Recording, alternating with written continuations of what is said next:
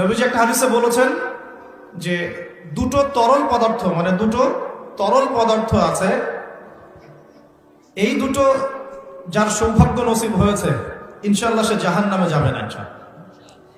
আরেকটা হচ্ছে দুটো দাগ যার শরীরে আছে সেও ইনশাআল্লাহ তাআলা জাহান্নামে যাবে না। এক নাম্বার দুটো তরল কি? একটা হচ্ছে গায়ের রক্ত। যে ব্যক্তি আল্লাহ পাকের দ্বীনের জন্য রক্ত দিয়েছে, আল্লাহ পাকের দ্বীনের জন্য, দুনিয়ার জন্য না, আল্লাহর দ্বীন প্রতিষ্ঠার জন্য যে সংগ্রাম করেছে, রক্ত ঝরেছে, এই যে রক্তের ফোঁটা মাটিতে পড়ার আগেই তার সমস্ত গুনাহ মাফ করে দেওয়া। যেমন উহুদের যুদ্ধে সাহাবীরা যুদ্ধ করেছেন না, বদরের যুদ্ধে সাহাবীরা যুদ্ধ করেছেন না, তাদের রক্তের ফোঁটা মাটিতে পড়ার আগেই সমস্ত গুনাহ আল্লাহ মাফ করে দিয়েছে।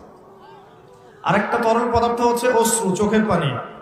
এই চোখের পানি যে ব্যক্তি আল্লাহকে স্মরণ করে গোপনে, নীরবে, নিভৃতে আল্লাহকে স্মরণ করে কান্নাকাটি